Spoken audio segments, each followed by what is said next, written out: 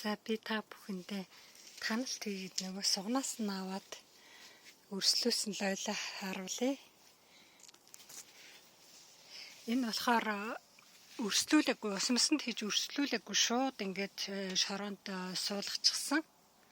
Тэгсэн хэрнээ хараа нэвшрхийг лойл гарч ирж байна. Энийг хамгийн сүүлд суулгасан сарын өмнө. Тэгэхэд ийм хараа, ийм хөөрхөө. Ийм жоохон мөртлөө ингээд лойлоо өгöd эхэлнэ. Энд чи би хараа бас авсанд хийцээ. Одоо энийг тарих газар байхгүй. Усаа уугаад дуусчихжээ хөрх. Тарих газар байхгүй юм чад тэгээд хашчихсан.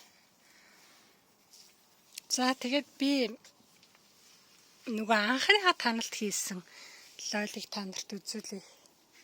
Таналт хийгээ тэгээ шорон шигтгэс суулгасан лойлоо. Энэ хараа миний анхны ингээд таналт хийгээд тэгээд шоронд усанд хийж өрслүүлсэн. Өрслөөсөн лойлнууд усанд хийж өрслүүлээд тэгээд үндэс гараад ирэхээр нь хийсэн. Хараа ийм гоё ургаж байгаа. Гадаа. Тарих газар ахгүй гадаа. Тарьсан. Энэ болохоор нөгөө хөлөмжөнд багтахгүй болохоор нь гадаа гаргасан лойлнууд. Та сайхан танаад өчгсөн. Сайхан таналт хийчихсэн байгаа. Энэ болохоор тасалгааны лойл нөгөө би идчихсэн өрөө хийгээд тарьсан болохоор энэ жил тасалгааны лойлоо орцсныг мэдээгүй суулгачаа тэгээд лойл гараад ирэхээр нь одоо авч чадахгүй. Тэгээ байлгаад байгаа. За өшөө таналт хийснийг би цэцгэн дунд бас суулгасан байгаа. Тэрийг та нарт харуулъя. За энд нэг байна хараа. Лойл нь гараад ирчихжээ. Тэгээд энийг нөгөө салаа малаа нургаад сайхан сагсаад уг нэг ширхэг лойл байхгүй юу. Тэд нөгөө төмснийхээ хажуутал цэцгнийхээ хажууталд ингээ хийцэн.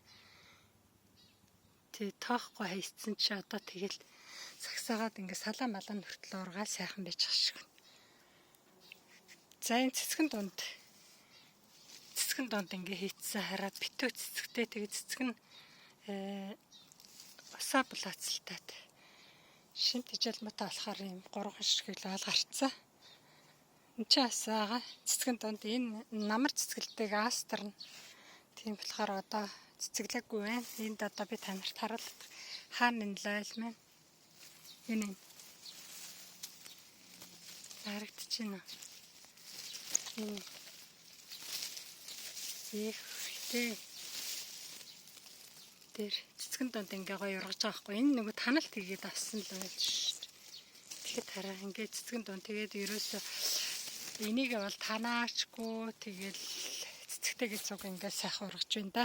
Тэгэхээр таналт хийсэн лойл яг ингээд жижигхэн ч гэсэн нөгөө яг их лойлтойгоо цуг ингээ жимсээ өгдөг болохоор айгүй сайхан ш. Та бүхэн таналт хийсэн лойлоо шууд шороонд суулгадаг юм эсвэл усанд хийж өрслүүлээд байх. Тэгээд ургуулад байх хэрэгтэй. За та бүхэнд амжилт хүсье.